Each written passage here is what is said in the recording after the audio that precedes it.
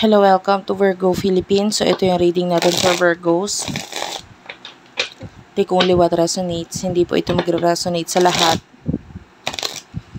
So, kunin mo lang yung mga messages na magre-resonate for you. For personal reading, Jing Tarot Trader, pakisearch na lang siya sa Facebook. Sana mag-comment kayo guys ha. Kahit po heart lang, smileys. Malaking bagay na yun sa akin. Start na natin guys ang reading. By the way, meron akong TikTok. Please do check it out. Unicorn Princess Tarot. Ayan. So, let's start.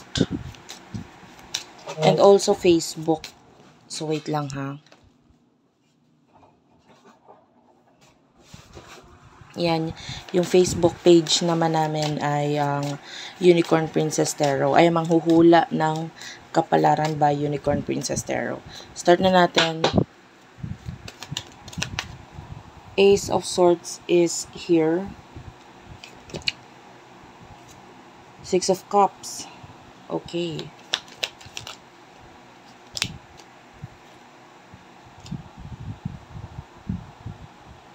King of Pentacles. Eight of Swords. Eight of Cups. And the last card for you is the King of Cups. Bottom of the deck, Temperance. Okay. There's someone in the past dito na nakikita natin na hanggang ngayon naiisip mo pa rin itong taong to. No? Iniisip mo siya, pero there are times no, na parang ayaw mo siyang isipin, ayaw mo siyang makausap, or maybe pinipigilan mo yung sarili mo na makausap itong person na ito, and maybe to focus on your future. You know, part of you is naghihintay ka dito sa taong ito, past person na ito, maybe but wala kang nakukuhang anything mula sa kanya sa paghihintay mo na yon. I get this feeling na parang marami kayong pagkakapareho nitong taong to. No? And, or, maybe it feels like brothers, ganyan, or sisters, ganon. Ganon yung feeling eh. With you and this person. Iniisip mo itong taong to, but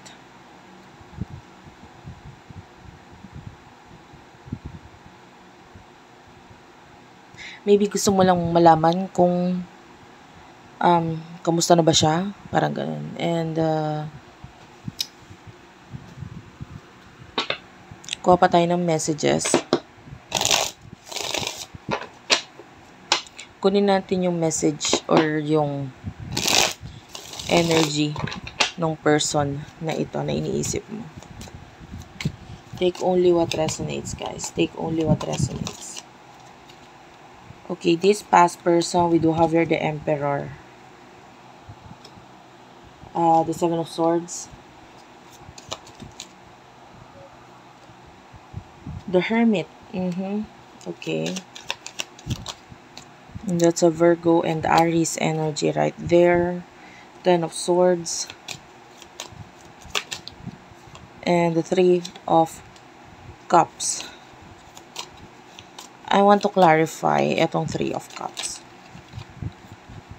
Knight of Pentacles.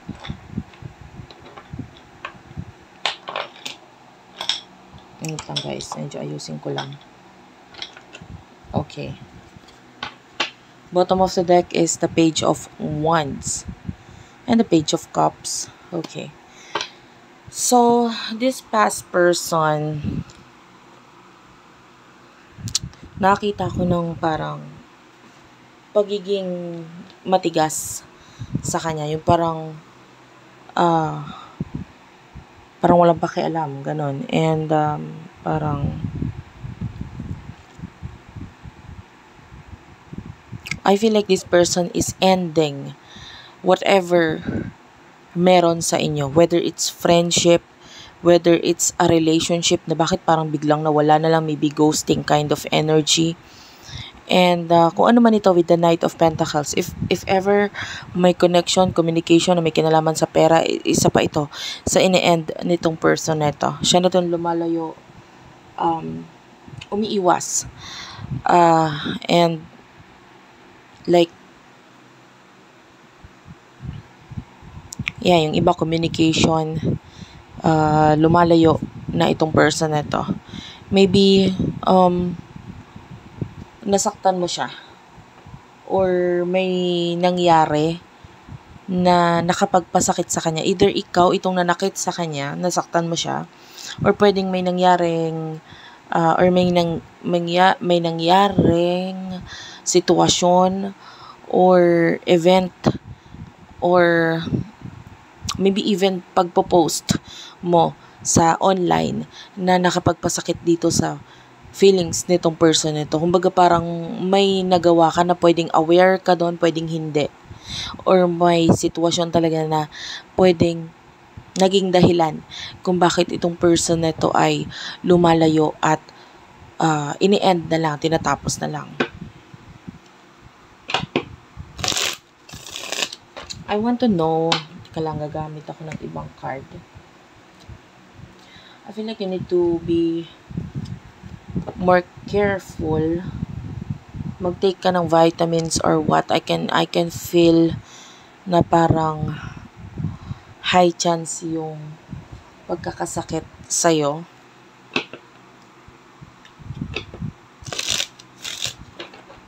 Anyway, ano yung emotions ng person na ito towards you? I want to know. Spirit guides, angel guides. Please take only what resonates, guys. Emotions niya for you. Bottom of the deck is the palm tree. Okay? Emotions, girl with a snake, lightning, and separation. So, yeah. The reason nga kung bakit itong person na ito is nagmamatigas with the palm tree kasi may boundaries dito sa inyong dalawa. And I feel like this person is feeling a lot of sadness here with the separation. Nasasaktan siya, nalulungkot siya because maraming nagbago either sa'yo or because of the situation nga na sinasabi ko kanina, may sitwasyon na nakapagpabago lalo sa pag-iisip at emotion nitong person na ito. I want to know ano ba yung emotions niya in the past. I want to know ano ba yung emosyon nitong person na ito in the past towards you. There's this girl talk, yeah. Ito yung time na meron pa kayong communication. The karmic relationship is here. And one more card. Keys on a ring. So, I don't know yung iba sa inyo, maybe there's a lot of friendship dito with the coffee cup and a lot of faith, yung parang pag-asa in the past. And nakikita natin na parang may mga kalungkutan itong person na ito na naging part ka doon ng pag-heal niya para maayos niya yung sarili niya. Parang nandun ka. You know, and because of this, in the past, this person is really happy na nandyan ka sa buhay niya, na nandyan ka. But because of this, keys on a ring, maybe this is the other option dito, maybe, or decision, or something na naging sagabal dito sa connection na ito. Yung iba sitwasyon yun na parang ito yung naging dahilan dito sa person na ito na kung bakit parang gusto niya na lang lumayo, umiwas. I don't know, but for some of you, that could be another friend or another person na parang nagiging involved dito kung bakit yung person mo nagdidesisyon na ayoko na. Lalayo na lang ako, tapusin na lang.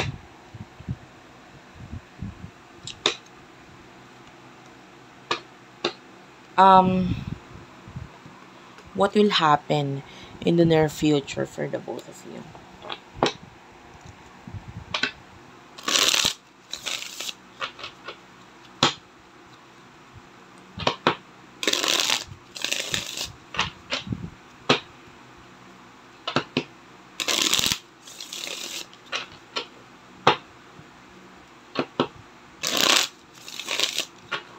In the future, for the sign of Virgo, Sun, Moon, Rising, Venus, Jupiter sign. Spirit guides, angel guides. One last shuffle. Okay, thank you. In the future, there's this Ten of Pentacles, a Chariot. Sorry. This is the Hierophant. This is the Hierophant.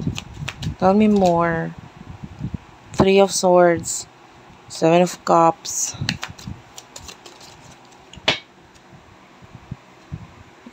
Queen of Swords. What is the advice here? What is the advice here for the sign of Virgo? You do have here the Devil.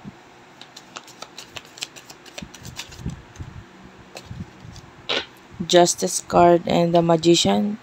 Wow, all of these are major arcanas. Pero kukuha pa ako ng isang Five of Cups is at the bottom of the deck. Kukuha pa ako ng isang magka-clarify dito sa advice for you bago natin i-read yung future mo. Some of you, this is like a love reading, pero yung iba hindi ko to kukunin masyadong marami. Yung iba maybe just a person nakakonect mo. The love call is here, and Hand of Cards.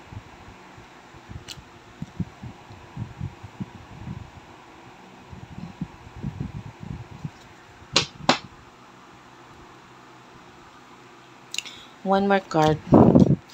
Isa pa. What's with the love call and the Hand of Cards? Okay, bottom of the deck, you do have your heart broken. Coffin is here. And yun nga, nakakakita tayo dito na yung dalawang bottom of the deck is showing a lot of sadness. Separation in the future. So, inyong dalawa. So, I can see heartbroken energy, sadness energy with the Five of Cups, kalungkutan between the two of you. In the future, nakakita tayo dito ng pagdating sa pera, wala tayong masabi dyan. Napakaganda. Ten of Pentacles is here. There's a lot of money, a lot of blessings. I can see advancement. Nakakakita tayo dito ng kapag mapagmalaking energy. I can see certificate. So, yung iba sa inyo, high chance ang ikaw ay maa-award or mabibigyan ng ng certificate or pagkakakilanlan. Ano ba tawag dito? Acknowledgement. Yan. Someone or something na magbibigay ng acknowledgement sa'yo. Nakakita tayo dito ng family pictures na parang masaya ang lahat. Because you will all be celebrating something. May sineselebrate. And I feel like may kinalaman yon sa success sa'yo pagdating sa money. The Hierophant is here. I can see you giving advice in the future. May karapatan ka magbigay ng advice. Una sa lahat, marami kang pinagdaanan and marami kang alam na maaaring kailangan i-apply ng iba sa buhay nila. And kung ano man itong mga na-achieve mo sa buhay mo and ma-achieve mo pa, nakikita natin kung paano mo sinishare yon sa iba. So, pagdating sa estado ng buhay mo, status, pagdating sa career, money, maganda yung sinasabi sa'yo. Three of Swords, with regards to with the connection with this person, I can see a lot of pain, a lot of pag-iisip. With the Seven of Cups, there's daydreaming here. Yung person nito kasi with the Queen of Swords, nakikita natin, talagang nagka-cut off Talagang hindi ako nakakakita ng movement sa kanya. Masyado siyang matigas, masyado siyang palaban dito sa energy na ito. And actually, the advice for you with the Magician, these are all major arcanas, the Justice card and the Devil. You should focus on your career. Unang-una sa lahat with the Justice card kasi nga maganda nga yung sinasabi sa iyong career. With the Magician, just enjoy yourself. Kung hindi siya, kumbaga parang sa isang handaan, kung hindi siya humattend, sabihin na natin yung handaan na ito ay handaan ng buhay mo. 'Di ba? And then, you are welcoming people, you are inviting people sa buhay mo. Sige, ina-accept ko kayo or umattend kayo sa aking buhay, welcome kayo, ganyan, na parang kung gusto ninyong, by the way, I don't know kung nasa CR ka, but this could be a reading.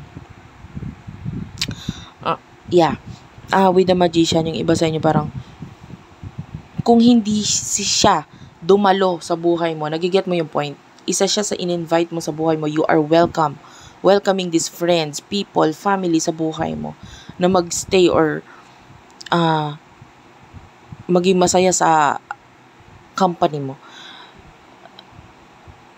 Kung hindi siya umattend, siya yung nakikita natin hindi uma-attend sa buhay mo ngayon Just enjoy yourself. Kung sino yung mga nandyan na umattend sa buhay mo, kasama mo ngayon, nagpapasaya sa'yo ngayon, sila na lang. Diba? Focus ka na lang sa kanila. Kasi meaning, this person, hindi siya interesado. Okay? Maybe, meron siyang ibang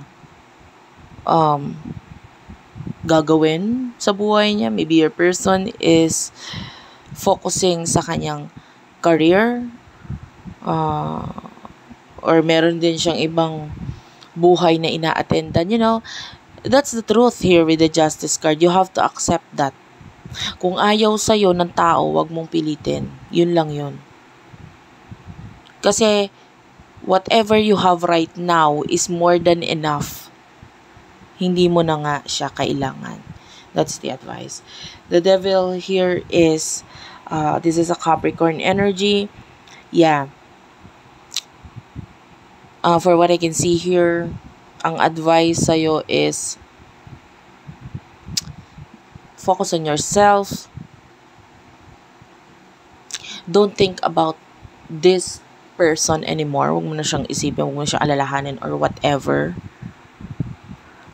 And kasi yun lang naman yung makakapagpalungkot sa'yo pag inisip mo pa siya. Okay? Love call and hand of cards, and the coffin is here. Yeah, focus on the changes, on the new beginnings. Tsaka with the hand of cards, I feel like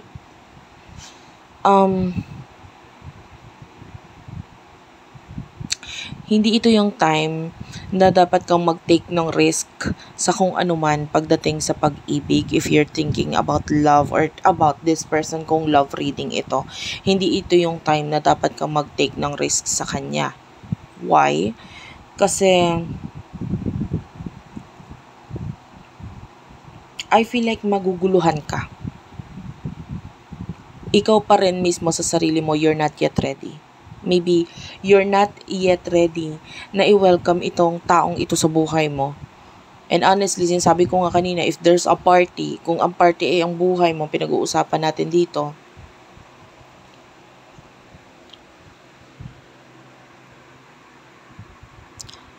maybe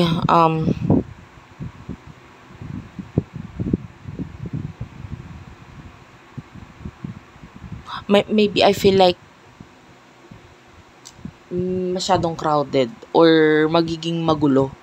Maybe may mga tao pa dyan sa buhay mo ngayon na makakapagpagulo just in case na dumating itong taong ito sa buhay mo. Like, it's like a gate crash ba ang tawag doon? Or parang ang lalabas sa kanya, although ini-invite mo siya sa buhay mo, maybe may mga tao sa buhay mo na hindi naman siya wini-welcome para sa'yo. Maybe may mga humahad lang. Okay, so the advice for you is to let go of this person. Okay? That's it for now. Thank you for watching. I love you all, and bye-bye.